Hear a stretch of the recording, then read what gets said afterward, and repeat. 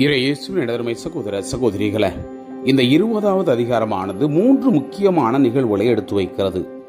ஒன்று, இந்த இஸ்ரேல் மக்கள் பாலைவனத்திலே மறுபடியும் முணுமுணுக்க ஆரம்பிக்கிறார்கள். குடிக்க கூட தண்ணீர் கிடைக்கவில்லையே, எங்களை இங்கு சாகடிக்கவா கூட்டி வந்தீங்க என்று சொல்லி மோசேக்கும் ஆரோனுக்கும் எதிராக முணுமுணுக்க, ஆரோனும் மோசேயும் கடவுளிடம் குப்புற விழுந்து ஜெபிக்க, கடவுள் ஆரோனுடைய கோலை எடுத்து இதோ இந்த பாறையை தட்டு என்று சொல்ல, அந்த பாறையிலிருந்து நீர் பெருக்கெடுத்து ஓடுகிறது. இதுதான் மெரிபாவின் தண்ணீர் என்று அழைக்கப்படுகிறது.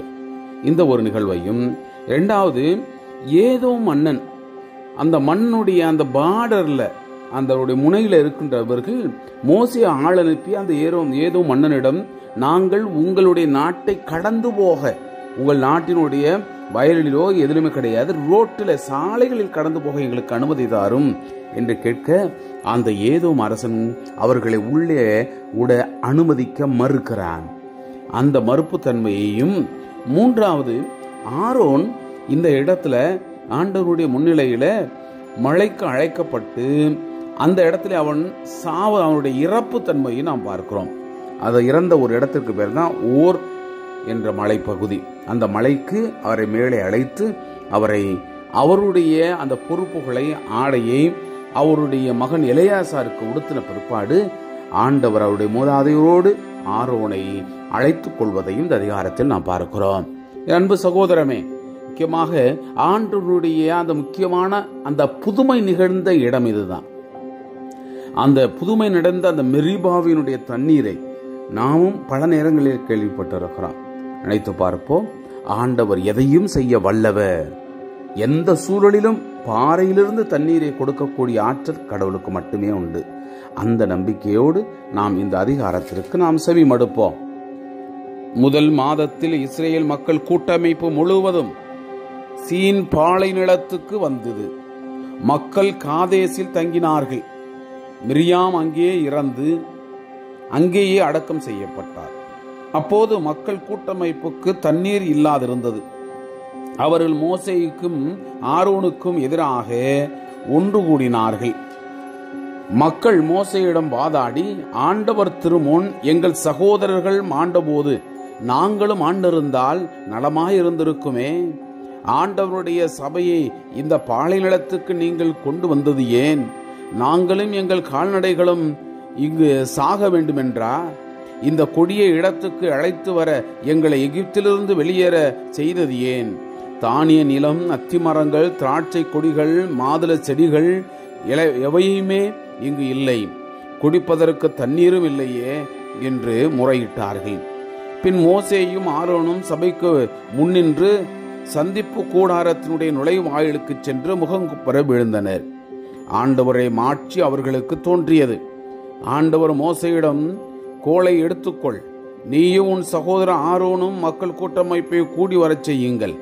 அவர்கள் முன்னால் பாறையை பார்த்து தண்ணீர் தரும்படி அதனிடம் பேசுங்கள்.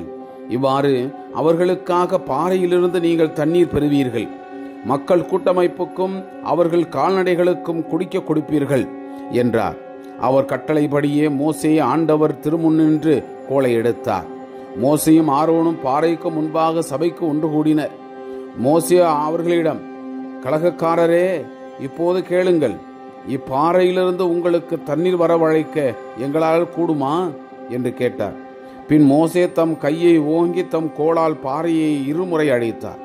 தண்ணீர் பெருக்கெடுத்து வந்தது. மக்கள் கூட்டமைப்பினரும் அவர்கள் கால்நடைகளும் குடித்தனர். ஆண்டவரோ மோசேயிடமும் ஆரோனிடமும், இஸ்ரேல் மக்கள் பார்வையில் தான் தூயவராக விளங்கும்படி நீங்கள் என்னில் நம்பிக்கை கொள்ளாமல் போனதால் இந்த சபையை நான் அவர்களுக்கு கொடுக்கவிருக்கும் அந்த நாட்டின் கொண்டு சேர்க்க மாட்டீர்கள் என்றார். இது மெரிபாவின் தண்ணீர், ஏனெனில் இங்குதான் இஸ்ரேல் மக்கள் ஆண்டவரிடம் வாதாடினார்கள். அவர் அவர்களிடையே தம்மை தூயவராக காண்பித்தார். காதேசுவிலிருந்து மோசே ஏதோ மன்னனிடம் தூதரை அனுப்பி கூறியது, உன் சகோதரன் இஸ்ரேல் கூறுவது இதுவே, எங்களுக்கு நேர்ந்த இடர்பாடுகள் அனைத்தும் நீர் அறிவீர். எங்கள் மூதாதையர் எகிப்துக்கு சென்றார்கள். நாங்கள் எகிப்தில் நெடுங்காலம் தங்கியிருந்தோம். எகிப்தியர் எங்களையும் எங்கள் மூதாதையரையும் மிகவும் கொடுமையாக நடத்தினர். நாங்கள் ஆண்டவரை நோக்கி அழுதபோது அவர் எங்கள் குரலை கேட்டு எங்களை எகிப்திலிருந்து வெளிக்கொணர ஒரு தூதரை அனுப்பினார். நாங்கள் இங்கு உமது எல்லையில் ஓரத்தில் உள்ள காதேசு நகரில் இருக்கிறோம். இப்போது நாடு வழியே எங்களை போகவிடும். நாங்கள் வயலில் ஊடையோ திராட்சை தோட்டத்தின் ஊடையோ கடந்து செல்ல மாட்டோம். எந்த கிணற்றிலிருந்தும் தண்ணீர் குடிக்க மாட்டோம். நாங்கள் அரசு நெடுஞ்சாலை வழியே செல்வோம். எல்லையை தாண்டும் வரை நாங்கள் வலப்புறமோ இடப்புறமோ திரும்ப மாட்டோம். ஆனால் ஏதோ நீங்கள் கடந்து செல்லக்கூடாது. மீறினால் உங்களுக்கு எதிராக வாளெடுத்து வர வேண்டியிருக்கும் என்று அவர்களுக்கு கூறி அனுப்பினார். இஸ்ரேல் மக்கள் அனைவரிடமும், நாங்கள் நெடுஞ்சாலை வழியே செல்வோம். நாங்களோ எங்கள் கால்நடைகளோ தண்ணீரை குடித்தால் அதற்கான விலையை தருவோம். கால்நடையாக நடந்து செல்ல மட்டும் எங்களுக்கு அனுமதி தாரும், வேற எதுக்கும் வேண்டாம் என்றார்கள். ஆனால் அவன், நீங்கள் கடந்து செல்லவே கூடாது என்று கூறிவிட்டான். ஏதோம் திரண்ட வலிமை மிகுந்த அந்த படையோடு அவர்களுக்கு எதிராக வந்தார். இவ்வாறு ஏதோம் தம் எல்லைக்குள் வர இஸ்ரேலுக்கு வழிதர மறுத்தான். எனவே இஸ்ரேல் அவனை விட்டு விலகி போயினர். இஸ்ரேல் மக்கள் கூட்டமைப்பினர் அனைவரும் காதேசிலிருந்து பயணம் செய்து ஓர் என்ற மலைக்கு வந்தனர். ஆண்டவர் ஏதோம் நாட்டின் எல்லையில் ஓர் என்ற அந்த மலையின் மோசேயிடம் ஆரோனிடமும் கூறியது, ஆரோன் தன் மக்களோடு சேர்ந்து கொள்ளப்படுவான். நான் இஸ்ரேல் மக்களுக்கு கொடுக்கவிருக்கும் அந்த நாட்டிற்குள் அவன் நுழைய மாட்டான். ஏனெனில் மெரிபாவின் தண்ணீர் அவர் அருகில் நீங்கள் என் கட்டளையை மீறினீர்கள். ஆரோனையும் அவனுடைய மகன் எலெயாசரையும் ஓர் என்ற மலைக்கு கூட்டிக் கொண்டு வா. ஆரோனுடைய உடைகளை கலற்றி அவற்றை அவனுடைய மகன் எலெயாசருக்கு உடுத்து. ஆரோன் அங்கேயே இறந்து தன் மக்களோடு சேர்த்து கொள்ளப்படுவான்.